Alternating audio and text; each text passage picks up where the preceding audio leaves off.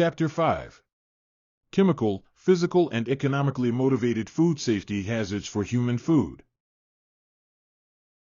As with biological hazards, in developing or modifying a food safety plan, it is important to be aware of the potential chemical, physical and economically motivated hazards that are associated with the food products and processes under consideration. When these hazards are understood, preventive measures can be implemented to control them, thus preventing illness or injury. This section builds on the overview information presented in Chapter 4, Biological Food Safety Hazards, and discusses chemical hazards that are commonly of concern in food processing facilities and those holding food products. Radiological hazards, which are encountered less frequently, are discussed under chemical hazards. This chapter also addresses physical hazards and economically motivated hazards that may be associated with specific types of food or food production practices. As with biological hazards, information from this chapter is useful for conducting a hazard analysis for a food. The hazard analysis process is discussed in Chapter 8, Hazard Analysis and Preventive Controls Determination. Recall that the preventive controls for human food regulation defines hazard as any biological, chemical, including radiological, or physical agent that has the potential to cause illness or injury. Chemical hazards include food allergens, mycotoxins, toxic chemicals, radiological agents, etc., and physical hazards include metal, glass, and other objects that can cause injury. You may remember this slide from the previous chapter that identifies many conditions that are highly undesirable in food, such as the presence of insects, hair, filth, or spoilage, but that are not necessarily food safety hazards. Economic fraud and violations of regulatory food standards are equally undesirable. All of the defects on this slide should be controlled in food processing or through GMPs, however, many times they are not directly related to the safety of the product. Unless these conditions directly affect food safety, they are not included in a food safety plan. For example, decomposition can be a food safety hazard when biogenic amines or other toxic substances are produced. Contamination from chemical hazards can happen at any stage in food sourcing, production, processing, and distribution. Some naturally occurring chemical hazards are a natural component of a food, such as food allergens, or are produced in the natural environment unrelated to human activity, such as seafood toxins or mycotoxins. Other chemical substances may be hazardous due to errors in product formulation, such as sulfites or other food additives. Still others may be unintentionally present in the food, such as heavy metals, industrial chemicals, pesticides, or drug residues. The presence of a chemical residue in a food is not always a hazard and may be unavoidable. The amount and type of the chemical substance determines whether it is a hazard or not. Some chemical hazards can cause immediate or near-term illness or injury, such as food allergens, discussed below, or high concentrations of certain chemicals.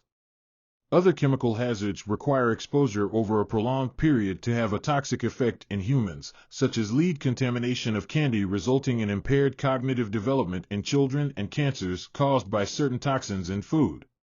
The safety of chemicals used in food and food processing must be evaluated on a use-by-use basis. Regulatory limits are set for many chemical contaminants. These limits consider long-term and short-term exposure consequences, quantity, toxic potency, potential benefits like antimicrobial activity, and similar properties. FDA action levels for specific hazardous chemicals and specific commodities are published in the booklet Action Levels for Poisonous or Deleterious Substances in Human Food and Animal Feed. If there is no tolerance, action level, or other regulatory limit for a specific hazardous chemical in a specific food product, concentrations must be below the limit of current standards for analytical testing. Action levels for poisonous or deleterious substances in human and animal feed contains information on levels of chemicals that are prohibited in certain foods. These levels are based on FDA's assessment of long-term and short-term effects of consuming the specific chemical. Chemical hazards of particular concern are listed above, and the unique concerns for these hazards are discussed below. Naturally occurring chemicals. As previously mentioned, naturally occurring chemical hazards include those present in a food or produced in the natural environment unrelated to human activity. For example, some cheeses and other food may contain histamine as a result of microbial fermentation converting histidine to histamine. Some people are sensitive to low levels, others require exposure to high levels produced in very ripe products of fermentation. Stratton et al. 1991. Extended fermentation can result in decomposition of the food. Other naturally occurring chemicals include food allergens and mycotoxins, each of which is discussed shortly. We looked at this table last chapter when we covered biological hazards. We will start with food allergens as an example of a naturally occurring chemical hazard. Sometimes the food is the enemy. As previously mentioned, undeclared allergens in foods represent about 1/3 of the reports in FDA's Reportable Food Registry. Food allergens are naturally present in certain foods, and these foods are examples of ingredients normally used in food that do not present a chemical hazard for most people. However, they can be life-threatening for those with a food allergy. It is estimated that food allergies affect 4 to 6% of children and 2 to 3% of adults in the U.S. The presence of undeclared allergens in food is a major cause of product recalls. A food allergen reaction is a body's immunological response to proteins in the food that the body sees as foreign. These reactions are fast-acting and should not be confused with food intolerance, such as lactose intolerance. People with food allergies can experience a variety of symptoms that can be mild to severe and can affect different systems in the body. The severity of the response depends on the amount of the allergen consumed and individual sensitivity. Mild allergic responses can be treated with antihistamine, but serious reactions like anaphylaxis are treated with epinephrine. Anaphylaxis is a generalized reaction, which can include multiple organ failure, any of the other symptoms listed above, severe loss of blood pressure, and cardiac arrhythmia. This reaction can be fatal. Tens of thousands of emergency room visits and 150,200 deaths per year can be attributed to anaphylactic reactions. Reactions usually occur 1 to 30 minutes after exposure, but may take up to 2 hours. Food allergy sufferers may experience multiple severe reactions in their lifetime. Children with asthma and multiple food allergies are at increased risk for anaphylaxis. Milk, soy, and egg allergies may be outgrown, but peanut, tree nut, and shellfish allergies often persist throughout life. Many foods can cause an allergic reaction in people, but 9 foods are responsible for over 90% of the allergic reactions in the U.S. These are milk, egg, peanut, tree nut, fish, crustacean shellfish, wheat, soy, and sesame.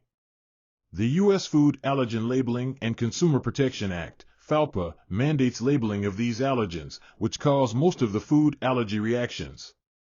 For product groups like tree nuts, fish, and crustacean shellfish, the specific type of tree nut or fish must also be labeled. Food allergy sufferers must practice complete avoidance of the food allergen in order to avoid allergic reactions. The ability to practice avoidance depends on factors outside the control of the individual sufferer. Proper labeling of food products along with strict monitoring of labels is required for avoiding specific allergens. Food processors must have accurate information about their ingredients and understand their processing conditions related to allergen cross-contact opportunities in order to fully assess their own products. Accurate allergen labeling is required to be addressed in the food safety plan. The number of recalls associated with undeclared allergens illustrates that this is a real issue in the marketplace. More FDA-regulated food recalls were associated with undeclared allergens than any other issue for the years 2010, 2011, and 2012 combined. Implementing a comprehensive food allergen management program is not only the right thing to do from a food safety perspective, but also is important to protect a business from recalls. Allergen labeling must be addressed in the food safety plan, which is consistent with the observation that most allergen recalls are related to labeling issues, such as use of the wrong label or package for a product. Specific labeling terminology may be incorrect, such as not labeling butter with the term milk, which is required by labeling regulations. Sometimes a processor may overlook a minor ingredient in one of their ingredients and not include it on the label. Food allergens and processing aids should also be considered and may need to be included in an allergen labeling declaration. Labeling errors may also involve using the wrong ingredient by mistake or on purpose, e.g., intentionally substituting different nuts due to shortage or cost saving without changing the label, or using rework with a different allergen profile and a formulation. Allergen cross-contact with other foods through inadequately cleaned equipment or food workers handling both an allergen-containing food and a non-allergen-containing food is also an issue that can present a risk to allergic consumers. The potential for allergens crossing into non-allergen processing streams must be considered in a food safety plan. Many of the other causes listed on the slide are related to lack of knowledge of the issue or inadequate management of change. Ensuring that all relevant people are aware of potential allergen issues can minimize the potential for harming a person with a food allergy and can help avoid a recall. Understanding how undeclared allergens get into products is the starting point for developing an effective allergen management program. Chapter 10, Food Allergen Preventive Controls discusses required food allergen preventive controls, specifically accurate labeling and allergen cross-contact prevention, and approaches to help manage these issues. While not required by the preventive controls for human food regulation, product design can play an important role in minimizing food allergen controls in production. For example, some products require a protein source as a firming agent, and egg, soy, or milk protein can potentially have the same functionality. If a developer knows the allergen profile for a production line, they may be able to choose ingredients with the same allergens, thus reducing allergen cross-contact concerns. Consider only adding new allergens to products when they make an important difference in the taste or functionality of the product. If an allergen-containing ingredient is required, consider different formats to reduce allergen cross-contact issues.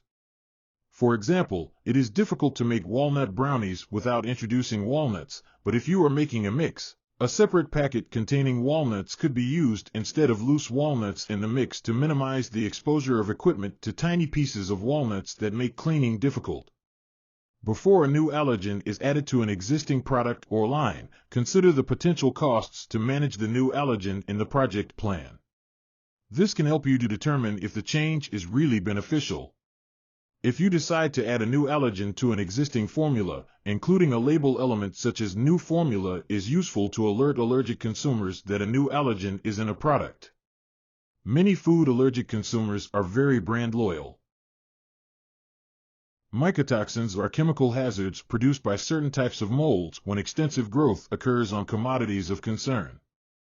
Aflatoxins are a type of mycotoxin that is produced by certain molds that grow on corn, peanuts, and other commodities in the field or during storage. Other mycotoxins, such as ochratoxin A, fumonisin, deoxynivalenol, DON or vomitoxin, and zearalenone can present a hazard in crops such as grains, fruits, and tree nuts. Patulin is a potential issue on fruits. The molds that produce mycotoxins typically become established in commodities of concern under stressful growing conditions. The molds can grow during storage of grains when the grain contains moisture above a certain level, which can vary by crop and mold type. In years and locations with good growing and harvest conditions, mycotoxins are not usually a hazard requiring a preventive control. However, when stressful growth conditions for crops or particularly wet harvest seasons for some crops occur, mycotoxin preventive controls may be warranted. This may include preventive controls for feed used for milk-producing animals, because aflatoxin present in moldy grain can be changed to aflatoxin M by the cow and passed on through milk. A variety of controls throughout the supply chain can be applied to reduce the potential presence of mycotoxins. Conditions such as insect damage and drought stress can promote mycotoxin formation. After harvest, rapid drying can prevent mycotoxin formation or maintain the mycotoxin level that came in from the field, while slow drying increases them. Similarly, proper dry storage maintains mycotoxins at incoming concentrations, while in poor storage conditions, e.g., allowing condensation, concentrations can increase again. During processing, color sorting and testing at various stages to reject material with unacceptable concentrations can reduce levels. The effect of processing on mycotoxins has demonstrated that while some reduction may occur, complete elimination does not. Milani and Malecki, 2014. Some chemical substances are added during formulation. They include food additives, color additives, preservatives such as sulfites, and nutritional additives. Other chemicals may be used in processing, e.g., antimicrobials used in wash water for fresh-cut produce. These substances are intended to be used at safe levels, but could present a hazard if those levels are exceeded. FDA sets the concentration, manner of use and maximum allowable residues for certain chemical substances in food. See action levels for poisonous or deleterious substances in human food and animal feed. Keeping within these limits is important for safety as well as regulatory compliance. These chemical substances are not hazardous if properly applied and controlled. Potential risks to consumers increase when these substances are not properly controlled, such as exceeding the recommended usage rates or accidentally introduced in the wrong place or food.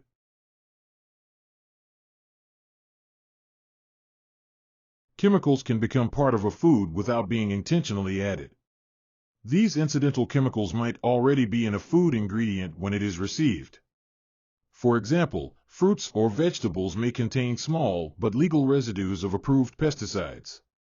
Packaging materials that are in direct contact with ingredients or the product can be a source of incidental chemicals, such as inks.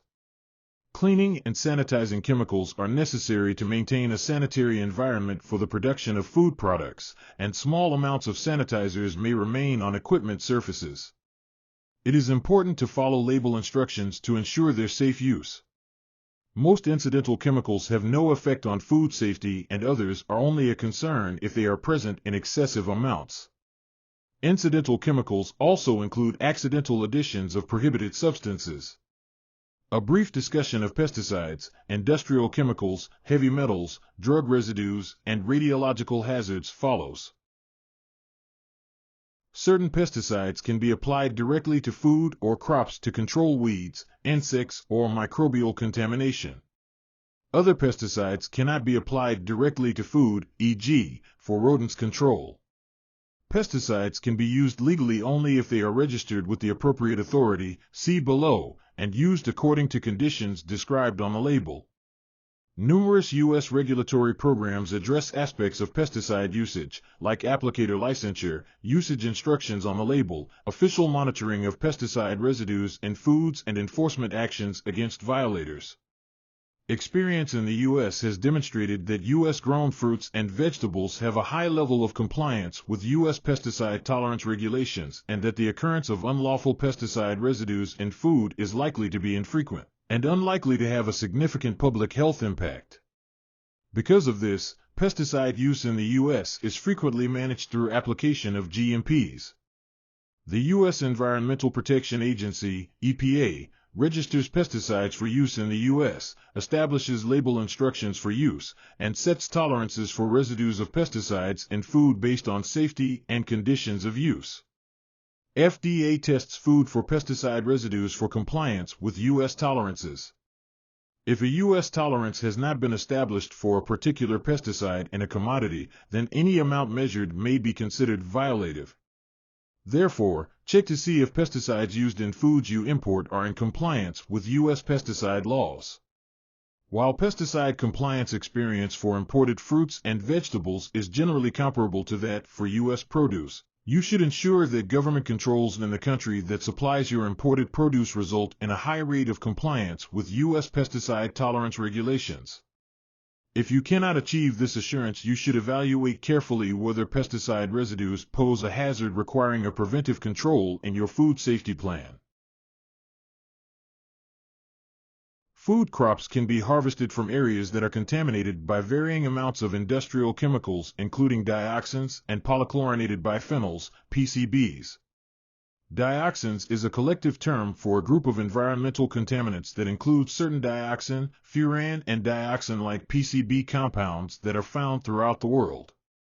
They are released into the air from combustion processes, such as commercial or municipal waste incineration, and from burning fuels, such as wood, coal, or oil. Burning of household trash and forest fires can also result in the release of dioxins and furans into the environment. Accidental or intentional release of transformer fluids has resulted in the presence of PCBs in the environment. Because dioxins break down very slowly, dioxins released in the past from both man-made and natural sources still exist in the environment and cannot be quickly reduced. Dioxins can be deposited on plants that are then eaten by animals. Thus, they may be concentrated in the food chain so that livestock, fish, and shellfish can have higher concentrations than the plants, water, soil, or sediments around them. An evaluation of the potential for contamination of crops by dioxin and related materials may be worth considering. Heavy metals such as arsenic, lead, and mercury may accumulate in fish or plants if the growing environment has high concentrations of these chemical hazards.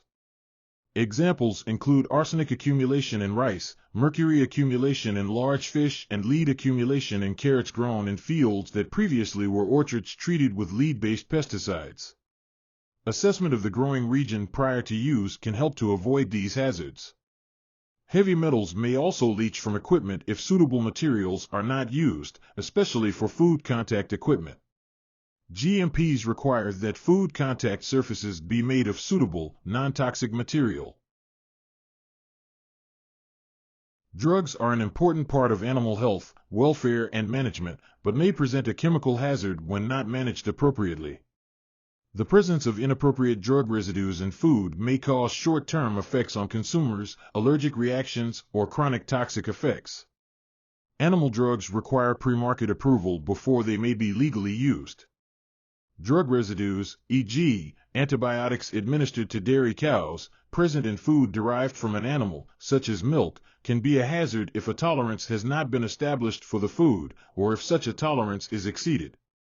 If drug residues are identified as a hazard requiring a preventive control in the hazard analysis, the application of a supply chain program would be considered as a preventive control.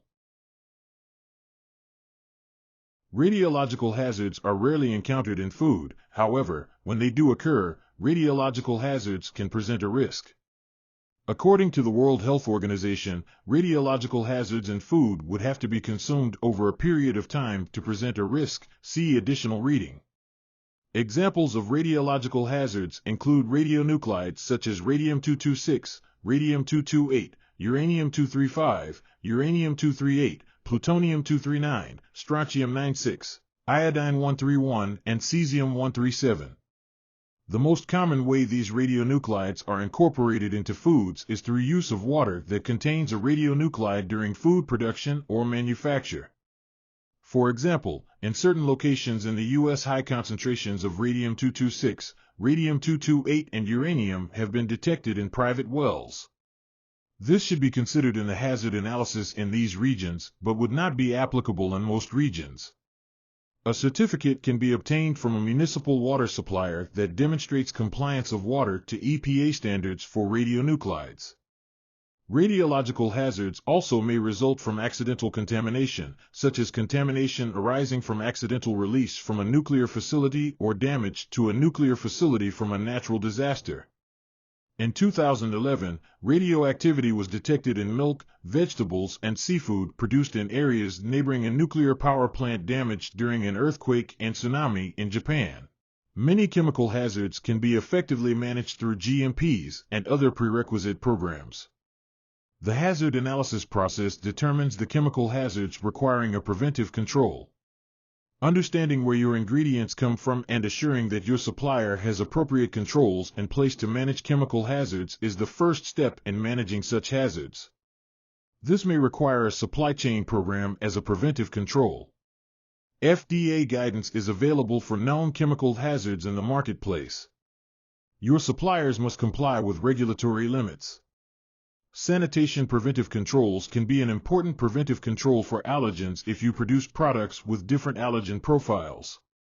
Allergen labeling, of course, is an important and required allergen control if any of your ingredients or raw materials contain food allergens. See Chapter 10, Allergen Preventive Controls.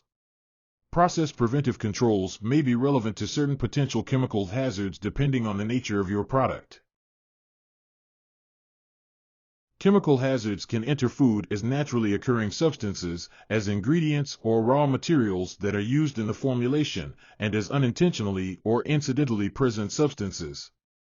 The allowable levels, if any, are established by FDA or EPA for pesticides, which also provides guidance on potential controls for many chemical substances. A supply chain program may play a key role in managing chemical hazard risks. Sanitation, allergen, and process preventive controls may also be important controls, depending on your product and process and results of your hazard analysis. Physical hazards include any potentially harmful extraneous matter not normally found in food. Depending on the size and shape of the object, it may cause choking, injury in the mouth, or other adverse health effects. FDA's Health Hazard Evaluation Board has supported regulatory action against products with hard, sharp, and pointed fragments of 0.3 inches 7 mm to 1 inches 25 mm in length. See FDA 2005 in additional reading. Keep in mind that not all foreign objects found in food during food processing or holding present a true food safety risk. Objects like string and paper, for example, may occur but are unlikely to present a threat to health in most situations. The food safety team should address in their food safety plan only those hazards that are reasonably likely to cause injury. Glass hazards. Glass fragments can cause injury to the consumer. Glass inclusion can occur whenever processing involves the use of glass containers. Normal handling and packaging methods, especially mechanized methods, can result in breakage. Glass fragments originating from other sources must be addressed, e.g., through GMPs, and many facilities that do not pack in glass prohibit the presence of glass in the production environment to reduce the risk of glass getting into the product. Plastic. Plastic is frequently used as a substitute for glass or wood in food handling areas. In selecting the plastic material, use of less brittle material will reduce the need to consider plastic as a true risk to human health. Loose plastic may also be a potential choking hazard. Metal hazards. Metal-to-metal contact in equipment can introduce metal fragments into products. Examples include mechanical cutting and blending operations and equipment that has parts that can break or fall off, such as wire mesh belts or screens. Fine metal shavings may not present a hazard, but hard and sharp fragments of the size noted above are a hazard to consumers. This hazard can be controlled by subjecting the product to metal detection devices or by regular inspection of at-risk equipment for signs of damage. Stones. Certain ingredients, especially those of plant origin, may occasionally have stones present in the raw material. Depending on the size and shape of the stones, they may present a hazard for dental injury or choking. Stones are frequently heavier than the ingredient material, thus washing steps, flotation, riffle tanks, and similar steps can remove stones from a process. The food safety team should assess the frequency of observation of stones from their source of supply to determine if they present a hazard requiring a preventive control. Wood. Like other potential physical hazards, wood can present a potential choking hazard and less commonly a potential hazard for cuts in the mouth in certain situations. The hazard of cuts depends on sharpness of the edges of the wood, which may not be an issue in a moist food product. Many facilities avoid the need to consider wood as a hazard by limiting or prohibiting the presence of wood in areas where food is exposed. Others may consider history of complaints to determine if a true health hazard exists. Choking occurs when a person cannot breathe because an object blocks the airway, windpipe, esophagus. The potential for a choking hazard is a consideration for foods that are specifically targeted to young children because of their smaller windpipe and because of their swallowing mechanism and ability to chew are less developed than that of an adult. Foods that are frequently associated with choking in children include those that have a cylindrical shape and can be compressed, which allows them to wedge in a child's throat. Foods that present a high risk for a child's choking hazard include hot dogs and similar sausages, round candy, whole grapes, nuts/peanuts/seeds, raw carrots, apples, popcorn, chunks of peanut butter, marshmallows, and chewing gum.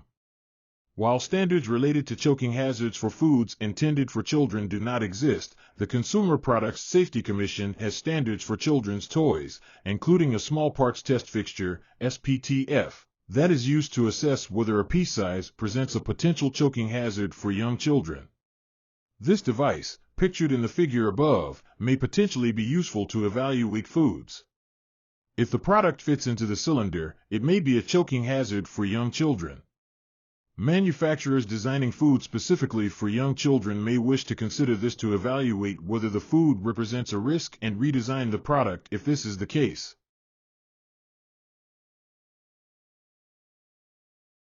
While it is a rare occurrence, hazards may be introduced into food for the purposes of economic gain.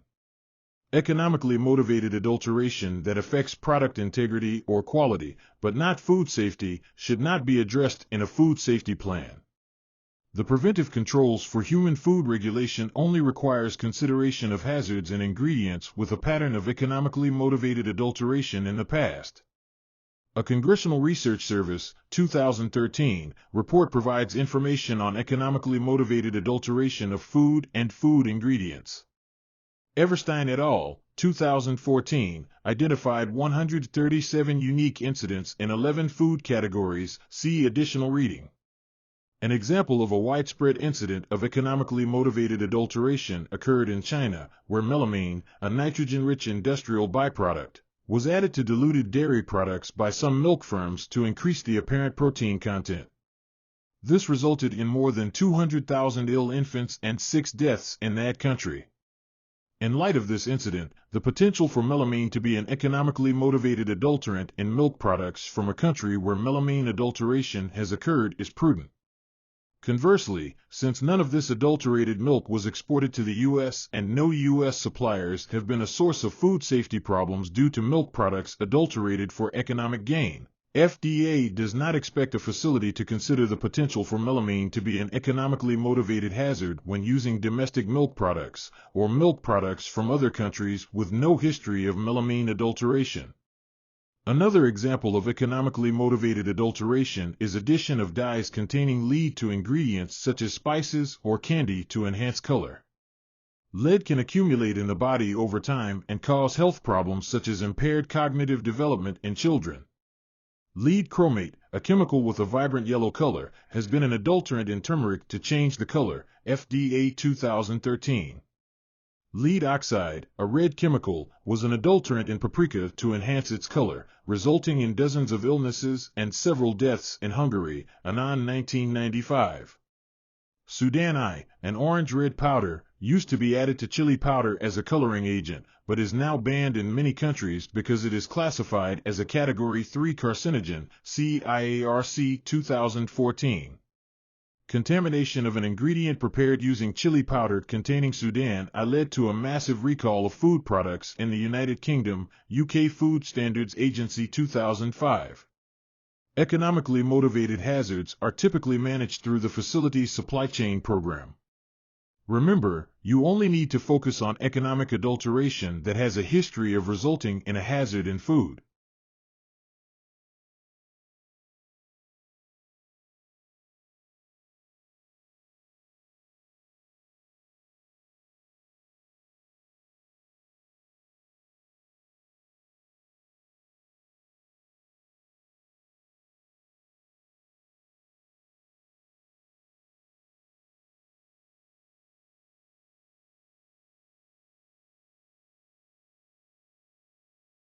Chemical, including radiological, and physical hazards can present a food safety risk if not controlled. The severity of the risk can depend on a number of factors, including the consequence of exposure and frequency that the hazard is. Preventive controls must be designed, documented, and implemented for all food safety hazards requiring a preventive control. Because there are many potential hazards that could be considered in the production of food, it is important to identify those that are of such importance that they must be managed using preventive controls and to ensure that all activities and resources on these hazards every time. See you in Chapter 6. The hazard analysis process is an important